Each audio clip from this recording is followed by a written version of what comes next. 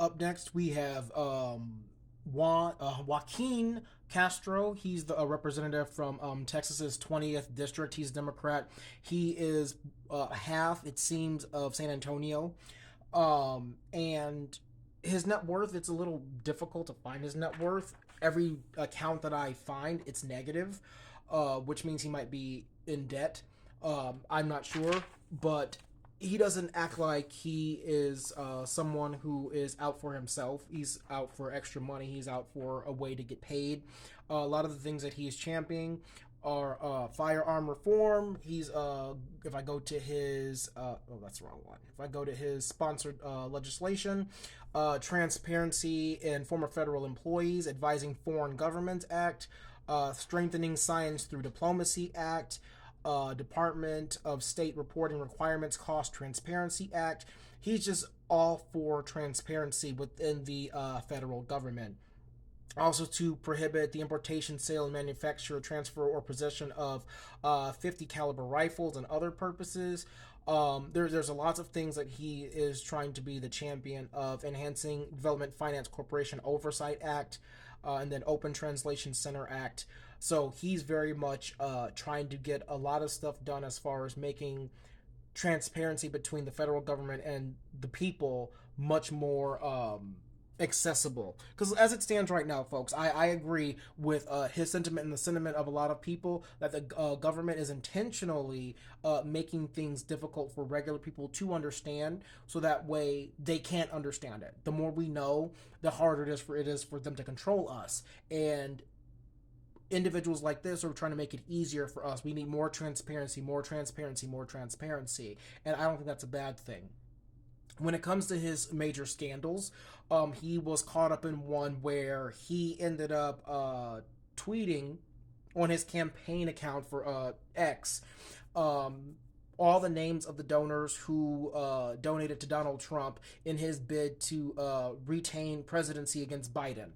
And he put their names or occupations, which is all public knowledge, by the way, on a tweet. And a lot of people said that that was very dangerous, because at the time there was a lot of political discourse, because this was after a mass shooting that took place in El Paso.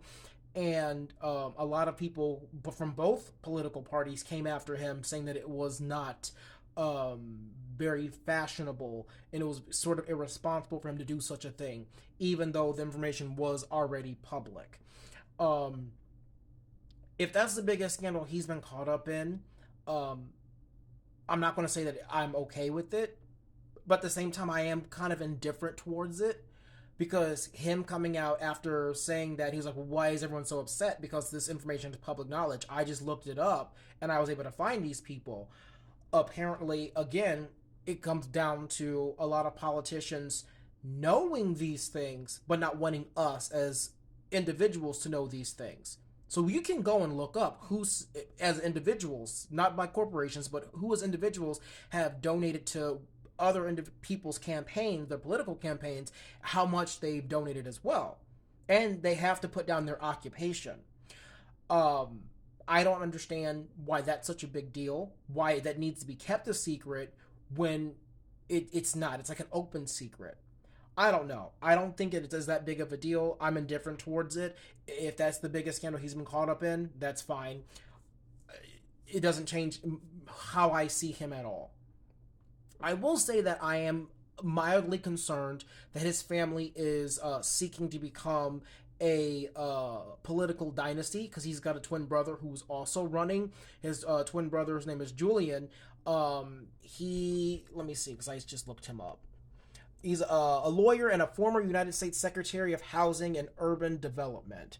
And so it's one of those things where I get it. You guys may come from the very similar cloth, but is becoming politicians more important than the cause? Because if one of you wants to run, right, the other can hang back and try to help and influence that campaign. I feel like that would be a much better thing in general, because it helps strengthen you instead of having both of you divided with your own constituents, with your own this, your own that. That's just me personally. I don't know if all of this has to do with how much they believe and how much they want to help, or if it's all about getting their family's name out there and becoming a political dynasty in Texas. Um, that is my only concern. However, I don't believe this is a bad individual. I believe that he has what is best for Texas and the United States as a whole. I'm going to give him a B plus.